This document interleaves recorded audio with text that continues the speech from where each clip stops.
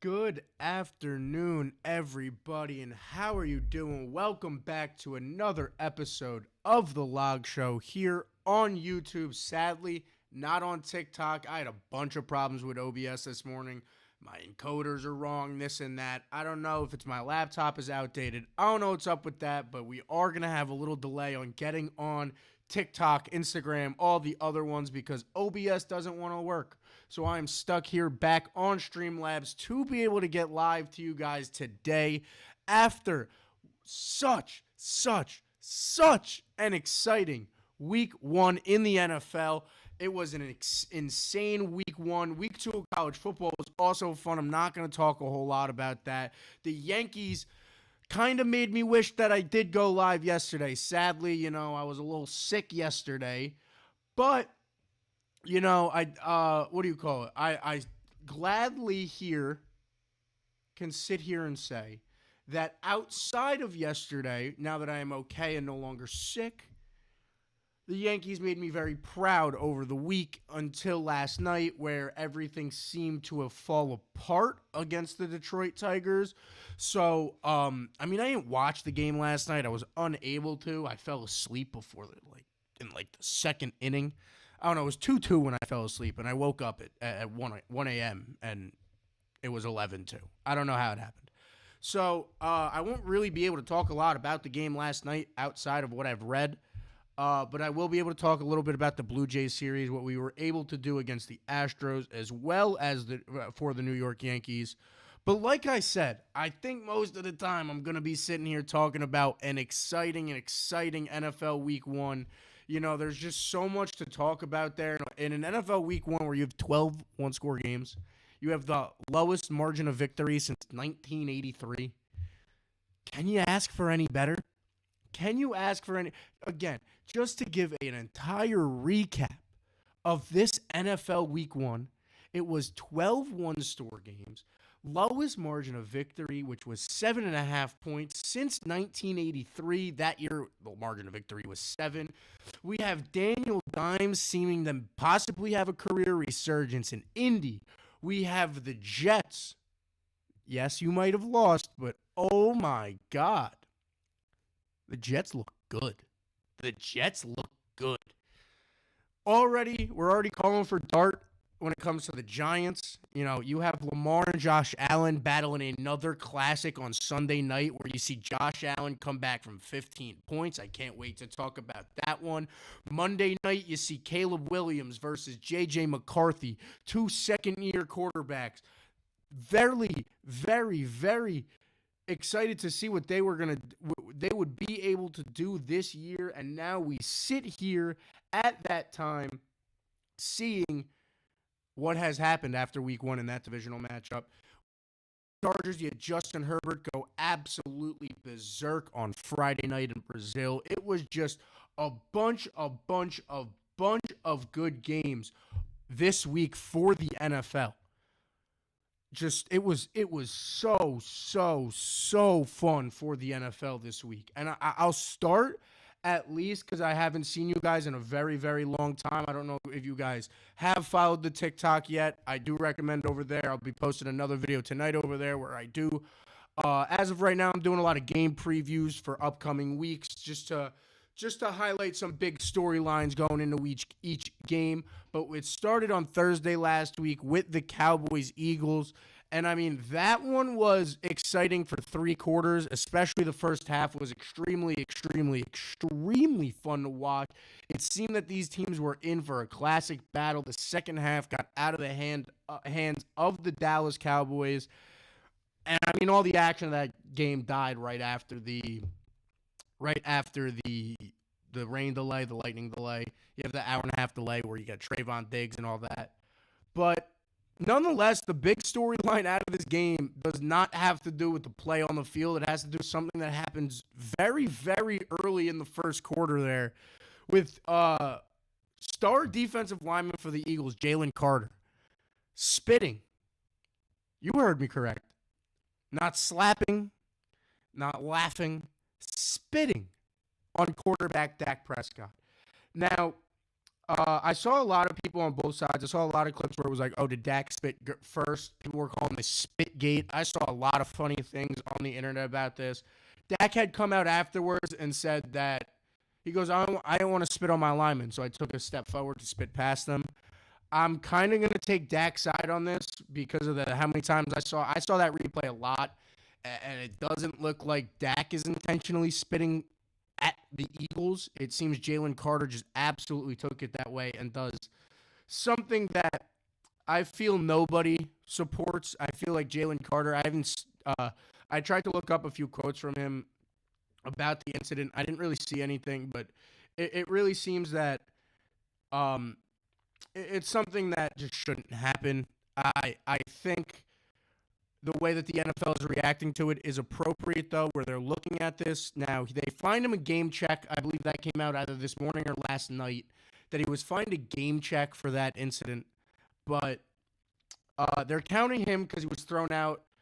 I want to say it was one of like the first 4 plays of the game that this happened. I can't remember correctly, but it happened very, very early in the game. And the NFL took it as he had served a game suspension for the game because he was disqualified for the with an unsportsmanlike after that play happened. So, you look at that situation, and I very much feel like that the NFL did handle it correctly in saying, all right, Jalen Carter, you were now suspended for that first game. We're going to fine you. I want to say the exact number was 33,000, like 266 million or $266. $33,266. It was something along those lines. But it was. I'm not going to look up the exact number here because, in basic terms, it was a game check. It was one game check he got fined for the act, plus being suspended for that entire Cowboys game. So I do feel like the NFL handled the situation correctly.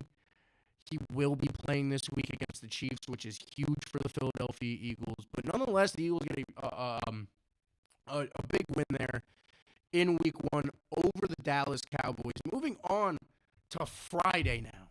Now, Friday. Woo!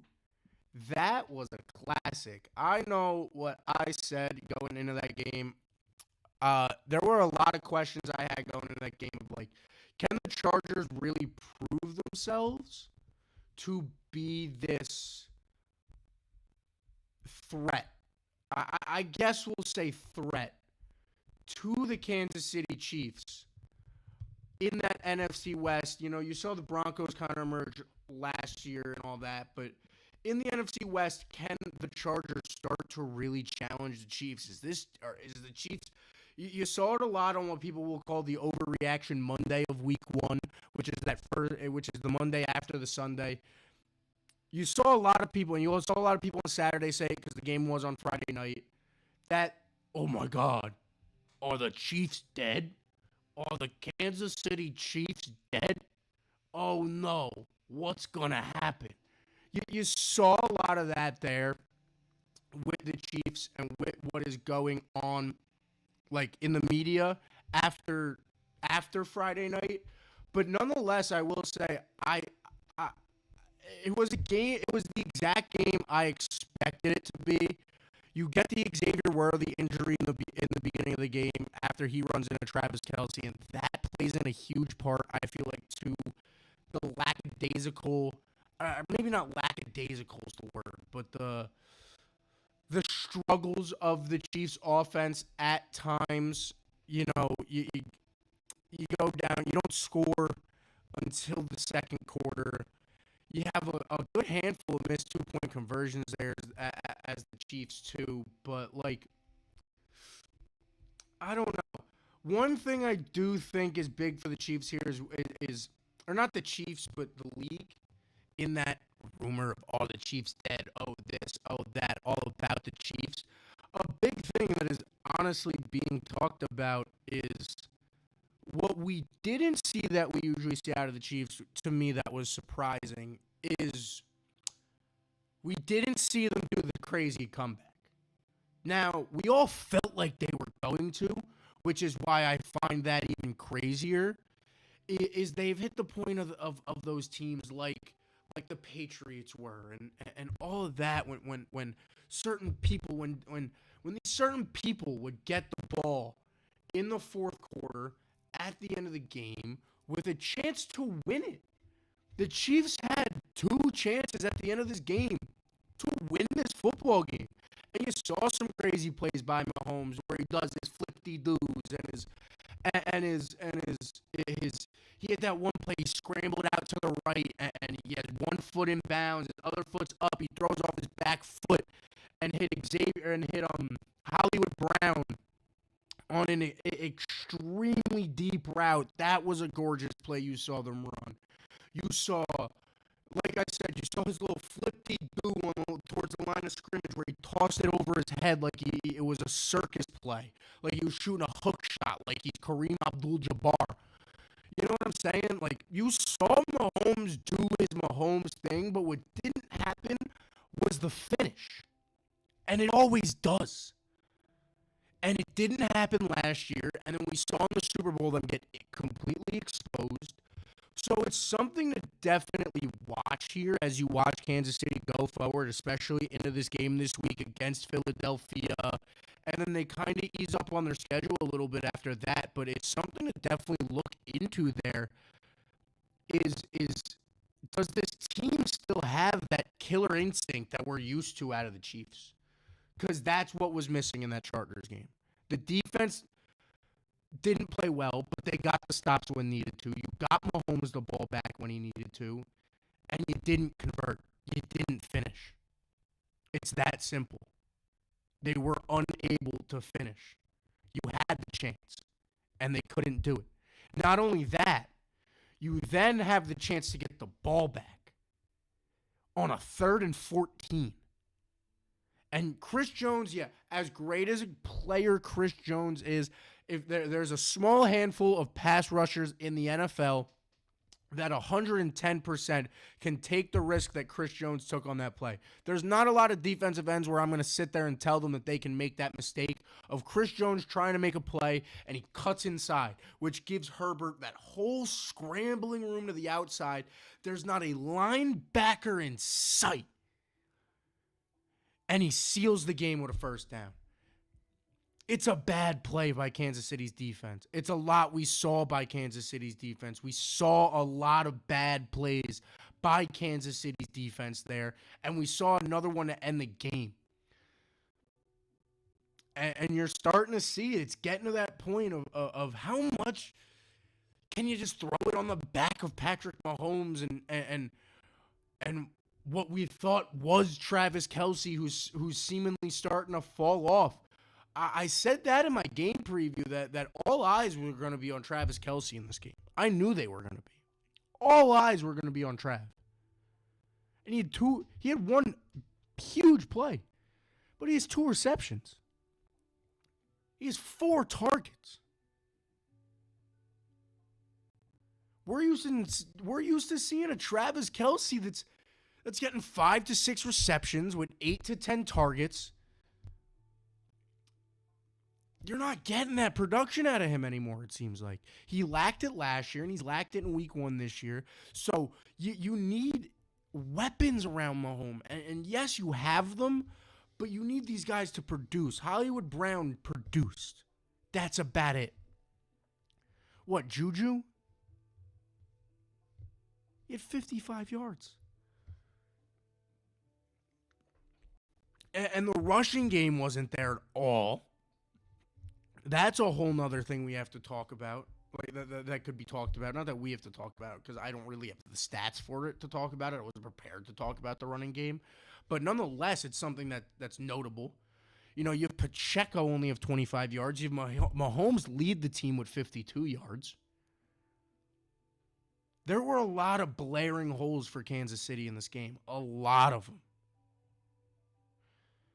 And a team like Philadelphia is going to take advantage of those. So that's a game that I'm going to have my eyes on this weekend. Because last time these two teams played, it was in the Super Bowl, and it got out of hand fast. We haven't seen the Chiefs in the regular season We hadn't seen the Chiefs until that game let a game get out of hand like that. Until that game, nothing has gotten out of hand like that for Kansas City. Ever. Ever. Never had we been there in the second quarter and been like, damn, this team might be done. And you felt the energy the whole game there. You did. That whole game you felt that type of energy.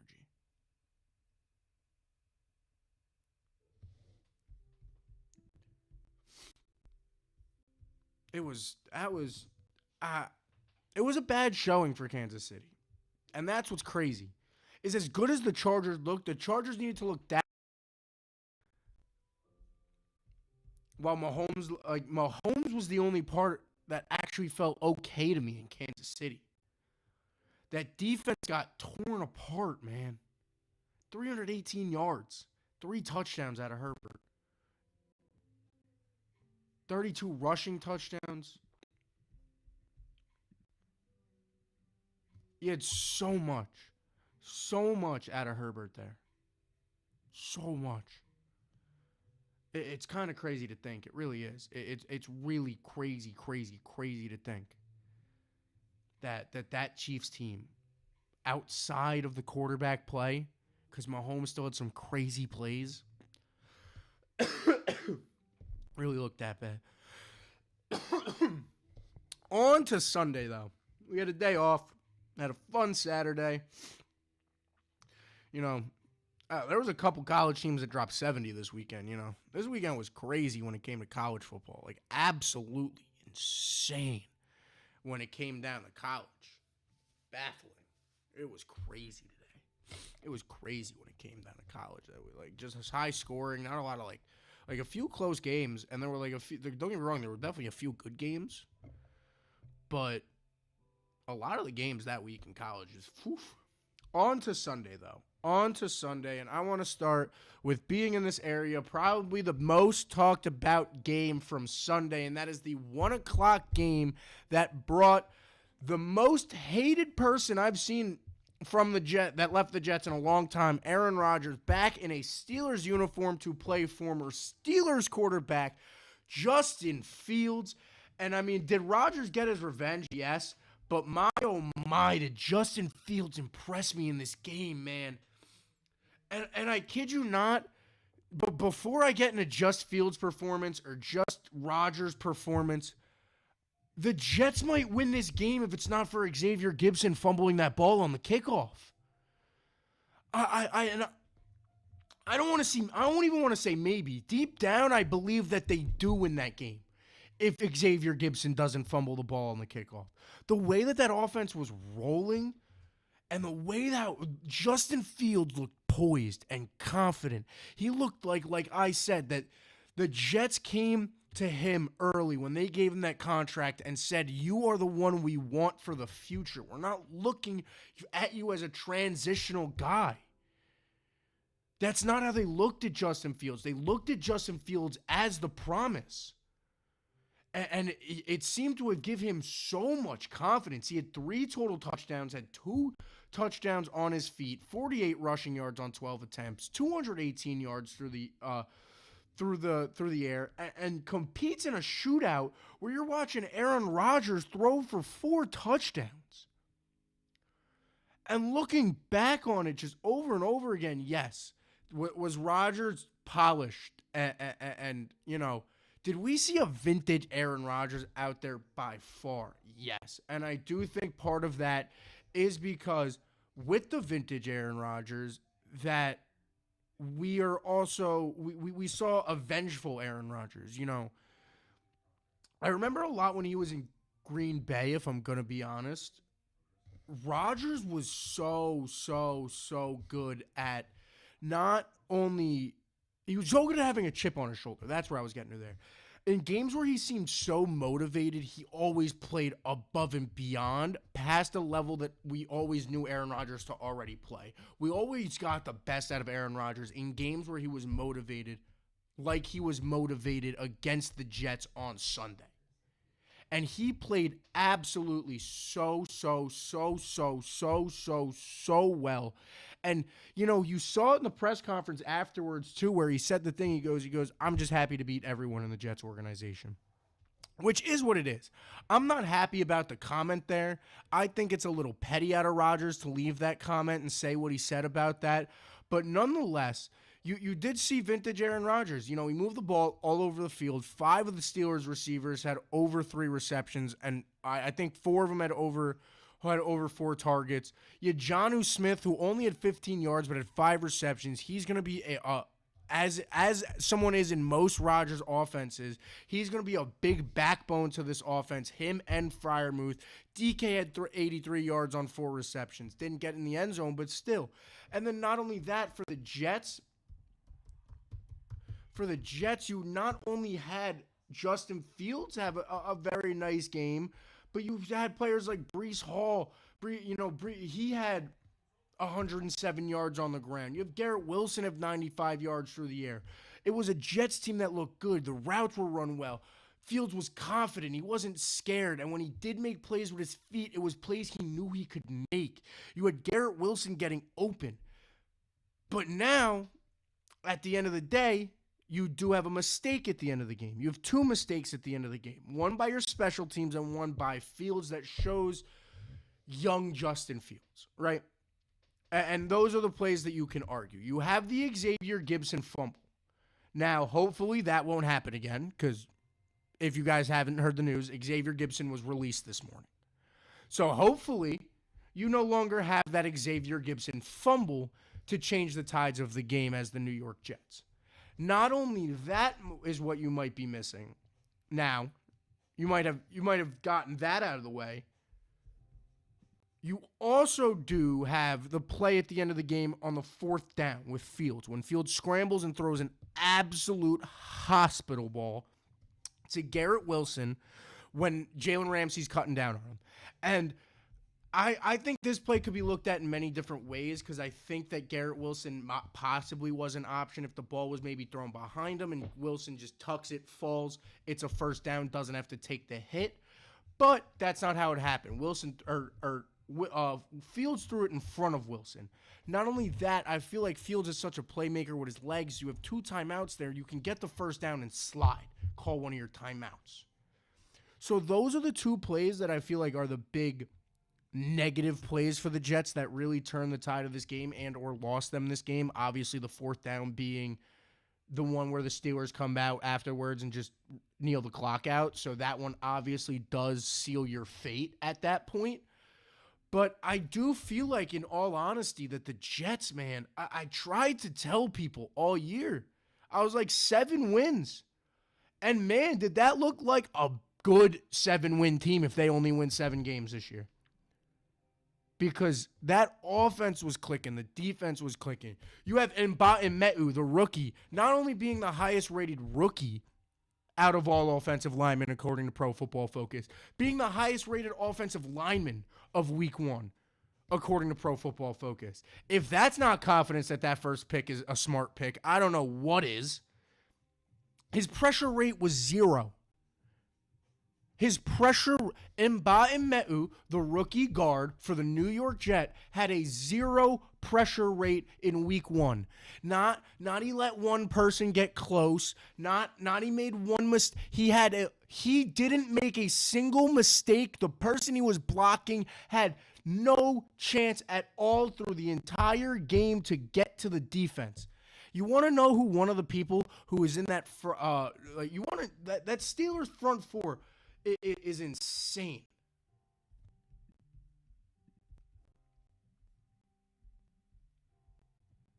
You got Cam Hayward in the middle still. You know what I mean? You have linebackers like Patrick Queen coming through the middle and off the edge. You got TJ Watt sometimes as a 3 technique. And you have such good people. Now, I will say this. He didn't block TJ Watt, as I just said his name. I know that.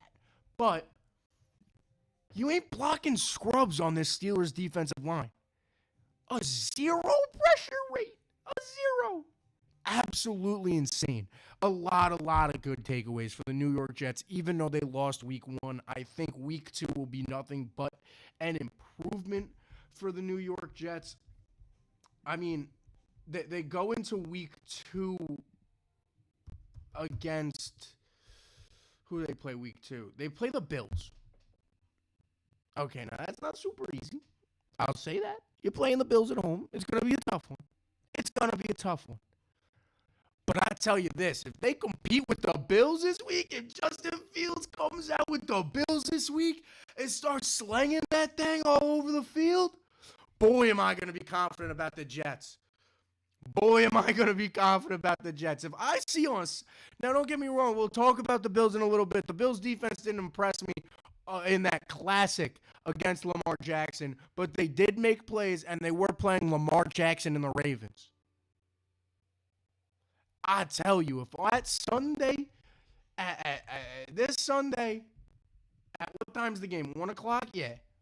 This Sunday at 1 o'clock, if Justin Fields starts coming out and doing what he did to this Steelers team, to the Bills as well, I'm going to be hyped. I'm not even a Jets fan. And you see how excited I'm getting over how good they looked in week 1. I'm not even a Jets fan.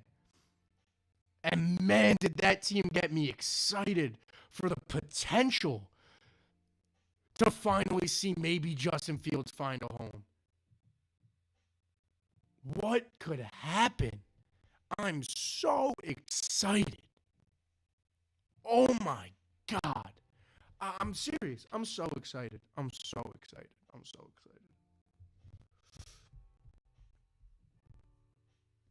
Real quick, I'm sorry about that background noise, guys. I'll be right back. Speaking about the Giants game, I'm just going to go deal with that background noise real fast. Something's on in the background upstairs. I'm just going to go shut that off so it's not bothering nobody. I'll be right back. See you guys in a second.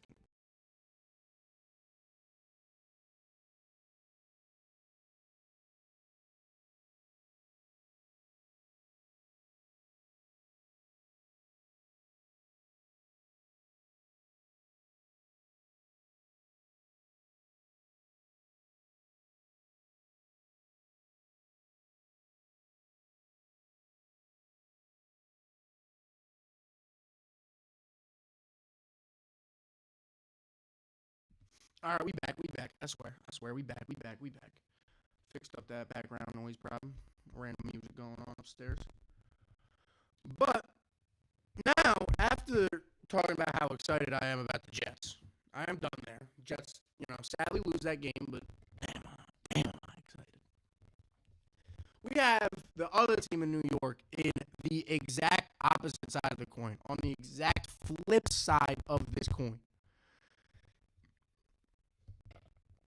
And that is the New York Giants come out against the Washington Commanders with Russell Wilson as their starting quarterback. And a lot to look forward to. And they fell so flat. So flat. And now, as much as I will talk about Russell Wilson's performance, which was not a good one by any means, at what point do we bring up Brian Daboll? It's a real honest question. This man is supposed to be your offensive mastermind. And you're a team not known for not being able to convert and score touchdowns. When do we ask, is this Brian Daboll? As the New York Giants, you didn't score a touchdown. You had multiple red zone opportunities. And you only came away with a single field goal. Not only do you not only come away with a single field goal, you had 3 games last year where you failed to score a touchdown. Not only that, you had a red zone percentage of 46.8% total last season. And I know a lot of people will tell me, well, yeah, but our quarterback was this, and yeah, but the quarterback was that. Now your quarterback was Russell Wilson, who I won't say is Russell Wilson of Seattle days, but we saw that he was able to start converting in the end zone last year, or the year before. when he was in Denver before he, loses his job to Bo Nix, which happens. But we saw Russell Wilson, Russell Wilson has never been known for not being able to convert in the red zone. I don't feel like that's something that's ever gone down in Russell Wilson's career, as this is what he's known for. But nonetheless, even last year in Pittsburgh, I don't know why I was forgetting about Pittsburgh last year, where he was. I completely forgot he was in Pittsburgh last year. He was out for the first half of the year. But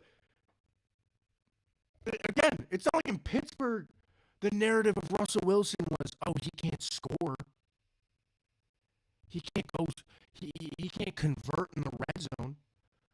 And then, but he came out in week 1 for the Giants, and you had trouble converting in the red zone. So, like I'm saying, at what point is this Brian Daboll? Over and over again. It seems to be a trend for the New York Giants. It's something that I've heard Giants fans talk about for the past 2 years. And it's something that I really thought would be fixed under Russell Wilson. Not that I think Russell Wilson is Seattle Russell Wilson. Not that I think Russell Wilson is MVP Russell Wilson anymore. But what Russell Wilson is he's never been known as a guy who would struggle to convert in the red zone.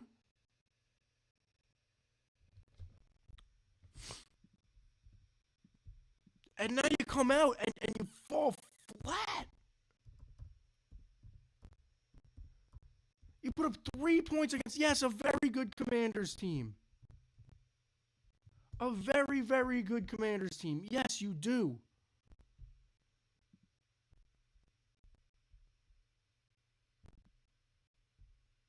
But, I'm trying to pull it up right now. You look back at last year's red zone stats inside the 20-yard line.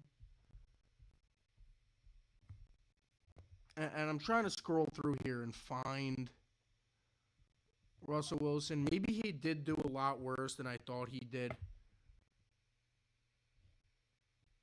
last season in the red zone. He was 50% in the red zone last year. 10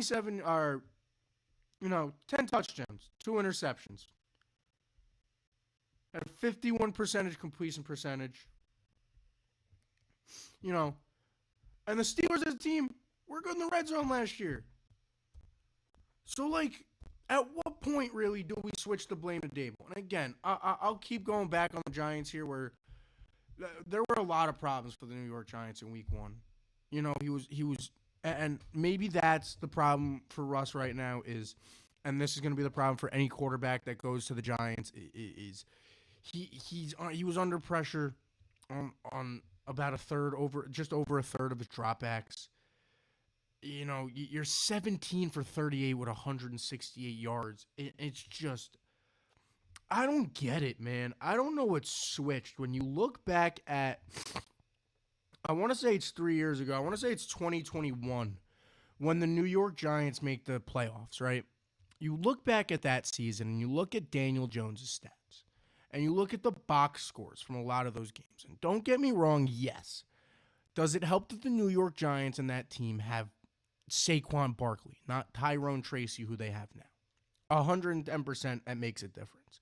But you look at those games, and you had never seen Daniel Jones throw for 40 passes or 50 or 54 passes and all these high numbers that you've seen over the past 3 years. And now it seems like, looking at this, we see this 17 for 37 with 168 yards.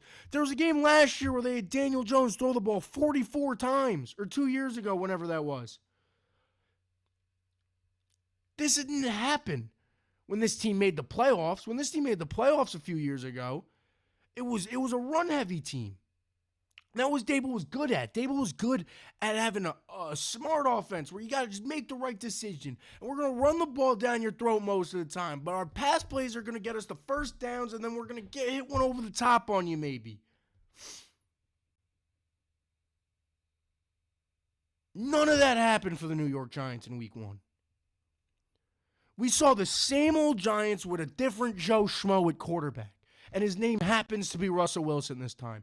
And I'm sorry, with the play calling that Dable has, with the O-line playing like that, why are you calling for Jackson Dart? I would be doing the exact opposite. I would be so far in a goddamn hole and keeping him safe from not getting hit and pressured and scared than rushing him in right now.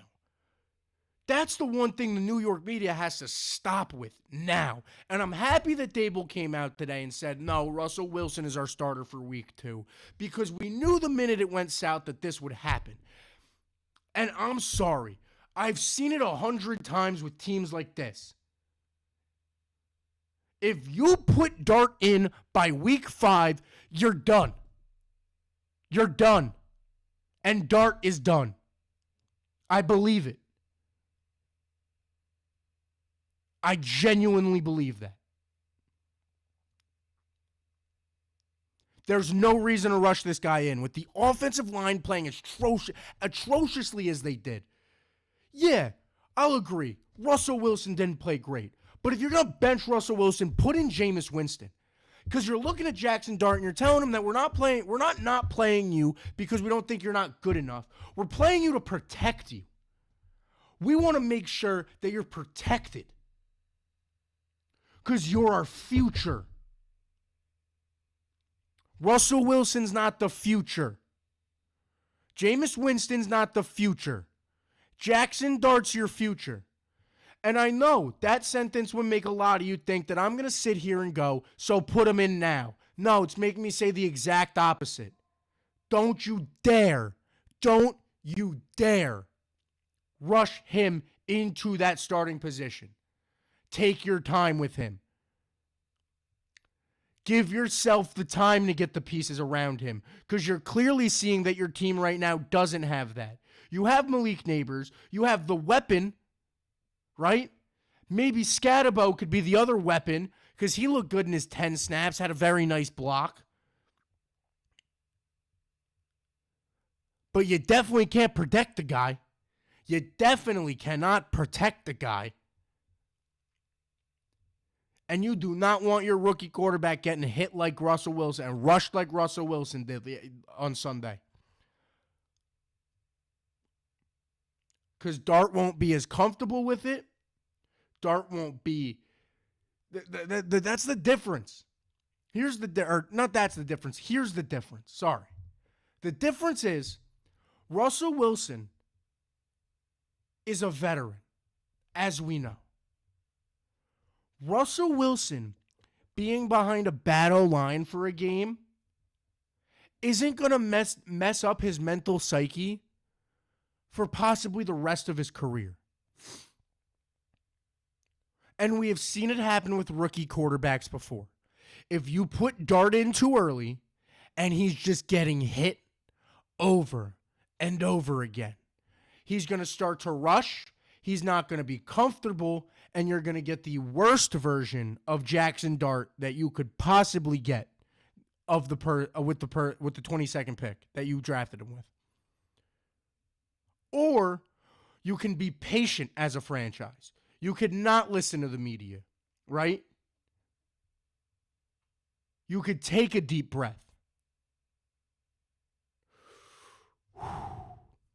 We have our future. We saw what he could do in the preseason. We saw what the best version of this guy could be. Let's take our punches now. Let's just take them now. That's what you should be doing as a franchise. And as a GM and an owner, you shouldn't be evaluating Russell Wilson and telling Coach Dable to go, put in Dart, put in Dart, put in Dart, put in Dart, put in Dart. No, that's not what you should be doing. You know what you should be doing? evaluating Brian Dable and his play calling, evaluating Brian Dable as your future head coach with Jackson Dart, and take your punches for the next, at minimum, 9 weeks to 10 weeks. I think you should just take him for the whole season. But if we're really going to say we want Dart to play this year, you're going to take your punches until the season's over. And you're mathematically eliminated from the playoffs. And then you'll give him some snaps. That is the way you should play this. I haven't been watching football for 50 years like some of these guys on TV. Because I'm not that old. I'm only 23. But what I will say at my very young age at 23, and my very short time at watching football, as much as I've loved the sport for as long as I have actually already seen it too many times. Of the media takes over because a rookie quarterback was drafted in the late first round, early second round, and things ain't working out because things weren't going to work out. Let's be honest, Giants fans. You thought this was going to work out? You thought you were going to have a 10-win season with the hardest schedule in the NFL? Or were you guys a little delusional? Right? If you take a step back, you realistically do realize that, yes, Giants fans, this wasn't going to be this spectacular season. So don't think putting Dart in makes it that. All it does is puts him behind a terrible O-line and gets him hit and scared. Let the kid learn. Let the kid learn.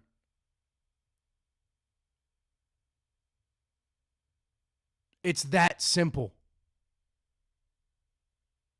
It really is.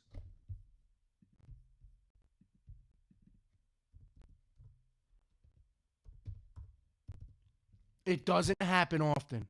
Unless you're the first or the second overall pick, it doesn't happen often where you are the guy and you do all this and it's and off and day one. And I know what Giants fans are thinking. I really do. You watch the 4:15. You watch the Tennessee Denver game while you were watching Sunday Ticket or while you were watching Red Zone, and you saw Cam Ward look like a veteran quarterback. You know, and you saw Bo Nix struggle in that, but you saw Cam Ward look so good, and he's young, and he's a rookie. And Dart was the second quarterback taken behind him.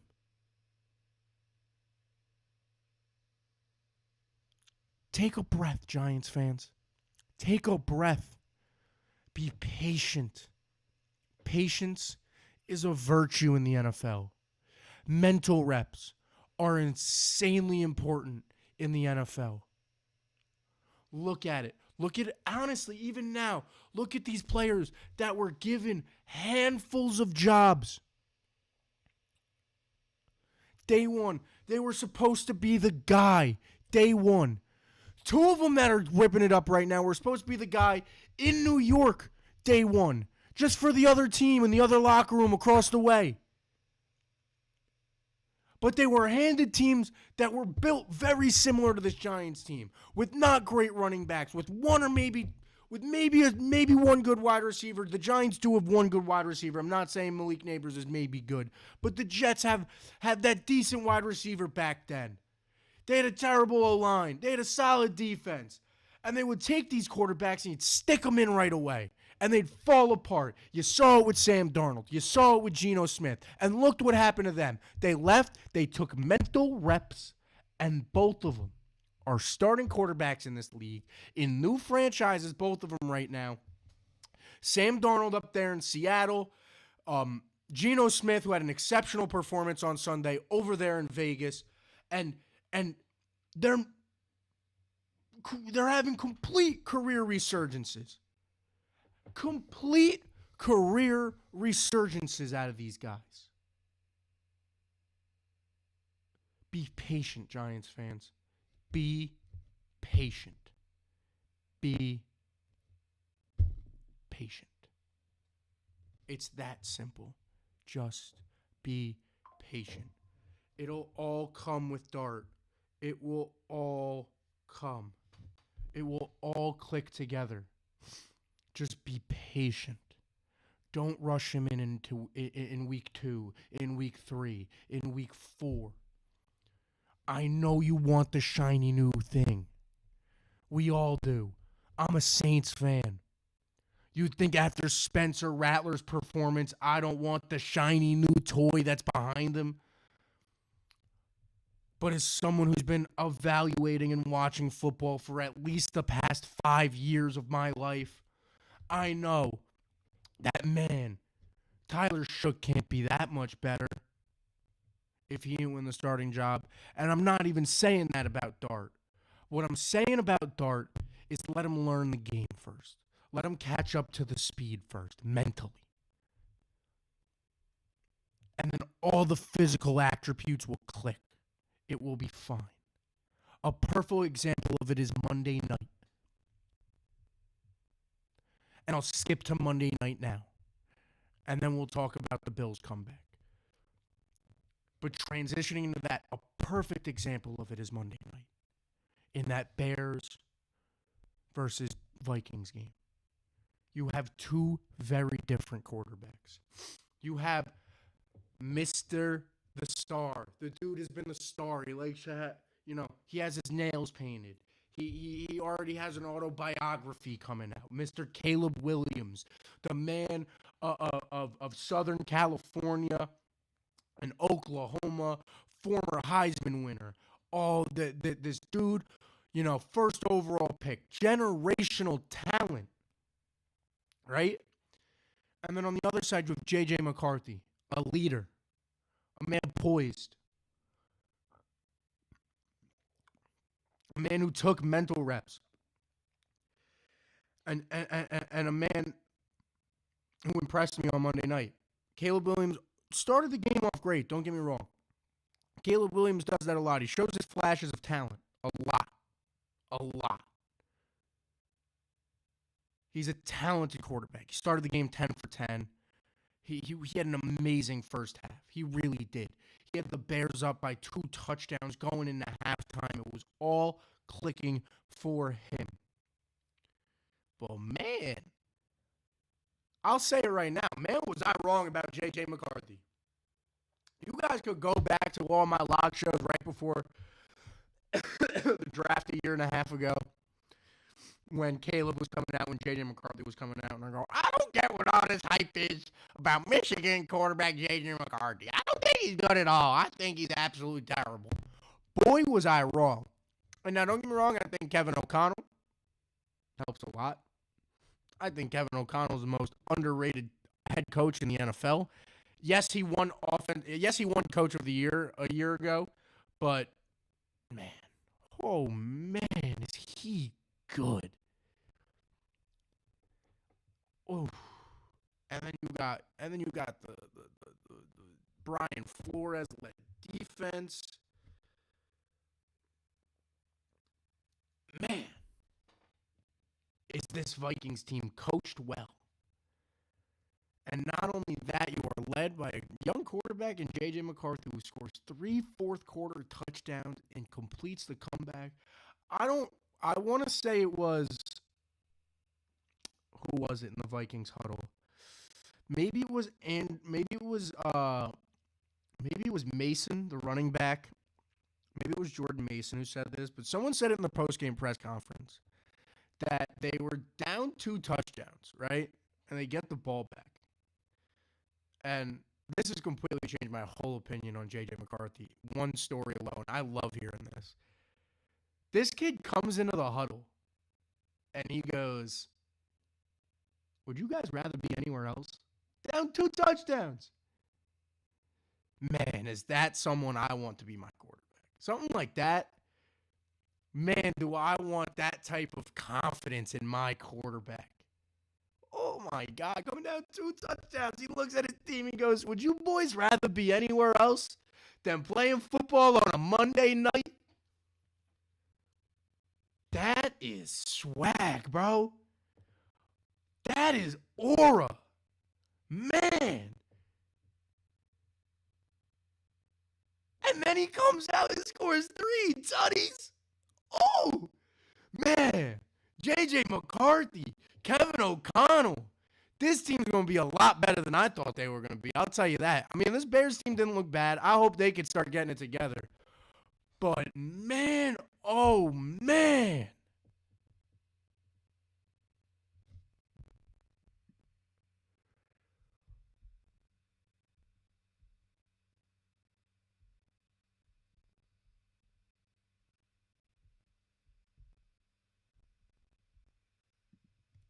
Man, oh, man, bro. Crazy. What a performance out of J.J. McCarthy. On the other side, we'll see what the Bears could do. I'll be honest with all that, with the whole, you got. I don't know about that offense, man. I think something I saw brought up by, I want to say it was Dan Orlovsky, that I thought was really interesting. Or maybe it was someone on Barstool. Could have been Pat McAfee. I don't completely remember who brought this up. But, you had the Ben Johnson-led offense with Jared Goff that was so fun to watch in Detroit. And it's interesting to see that, is Caleb Williams the right quarterback for Ben Johnson? Because Caleb Williams is the exact opposite of Jared Goff. Jared Goff isn't this fancy, I'm going to create type of quarterback. He's more of a pinpoint, boo, boo, boo, boo, boo, boo. Pick you apart slowly on accuracy and pinpointness, and just get open for me. And it worked for Jared Goff a lot and Ben Johnson. And in the second half, it seemed that offense really, really, really struggled. And, Ben Johnson had bad situational football, not kicking it out of the end zone at the end of the game. There was a lot that goes on there that raised questions for me.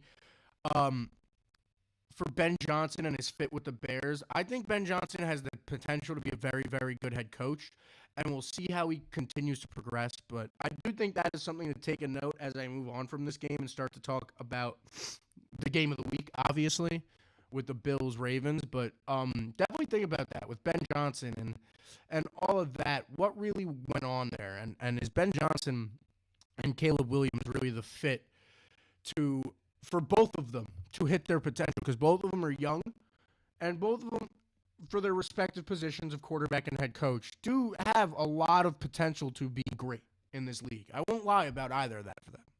The raw talent, the raw head coaching talent of Ben Johnson and the play calling and the creativeness is there. The raw talent of the arm strength and the legs and the scrambling ability and the throw and the run ability for Caleb Williams and the big play ability is all there. It's the intangibles aren't there for Caleb. And this has been said about Caleb for a long time. So can Ben Johnson be the dude to give Caleb Williams that consistent confidence where even if they're not winning, Caleb isn't pouting like we know Caleb to do? That's the connection you need between these two. And that's what you're hoping to get. But, man, week 1, Sunday night, boy, was that a thriller. Was that a thriller? Josh Allen did Josh Allen things, man. He proved why he was the MVP of the league last year. Lamar proved why he was the MVP runner-up last year. You had the Bills down by 15 points at 2 separate points in that game and still come out with the victory. They were down by 15 going into the fourth quarter. They were down by 15 with 6 minutes left in the fourth quarter when they score that touchdown to start the comeback. And you had a lot to look at, fun for both offenses in this team.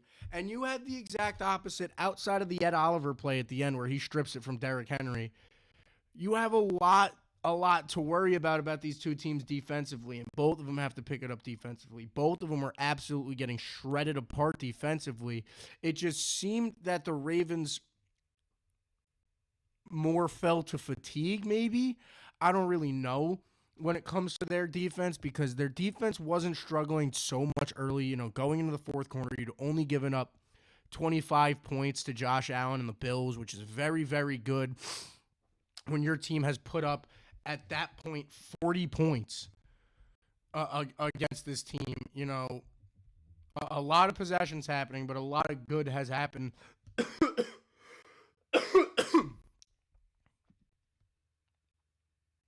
For the Bills. For the Ravens at this point in the game on both sides of the ball. But you give up 22 points to Josh Allen in the fourth quarter. You give up 251 passing yards to Josh Allen in the fourth quarter, which is the fourth most in NFL history in the fourth quarter. You know, he had 2 rushing touchdowns. It was just an absolutely classic performance from Josh Allen. It was so impressive. So much of this game was fun. I remember sitting down here, too, with 6 minutes left, looking at my brother and going, hey, it's not impossible. I go, it's unlikely, but hey, you're only down 2 scores here. And then they didn't get the 2-point conversion. And I was like, oh, you in a bad spot, Buffalo. Because now you're still down 2 scores. Because you didn't get that 2-point that they needed. And they still came out and won this game by getting that field goal. And not only do they get that game-winning field goal, shout out to who hits the game-winning field goal, Matt Prater, who was introduced and met his team 2 days before the game. Veteran Matt Prater, who, if I have it correct, is like 45 years old. 41. You got 41-year-old veteran Matt Prater, former Lions kicker, former Cardinals kicker, been around the league, getting that game-winning field goal in an absolute classic. But like I said, on the other hand, it's not like as much as everyone's going to sit here and remember this game for what Josh Allen did in the fourth quarter. Lamar had 207 yards, 3 total touchdowns, and 70 yards on the ground. Derrick Henry had $170 rushing. Zay Flowers at $150 in the receiving. Like, the Ravens absolutely tore apart this Buffalo Bills defense. Absolutely tore apart the Buffalo Bills defense. It did seem that it's some of the players needed to click and it needed to get together, but man, they tore apart that Buffalo Bills defense for 3 quarters. It was just the fourth quarter really. It really, really fell apart for them in the fourth quarter, sadly, for the Ravens. But, man, like I said, the Bills going to the Jets this week. To see how that game goes, I'm more excited for the Jets that week. The Ravens, they also have a divisional matchup this week against, excuse me, yeah. They have another divisional matchup this week as well against the Browns. So to see how that goes, that'll be very interesting. You know, the Browns, 1-point loss to the Bengals this week. Neither of those teams really looked good in that game, though. That was a very ugly one. It was a very ugly one. It really was. Man. It really was. I can't wait for week 2 if week 1 was any type of hint.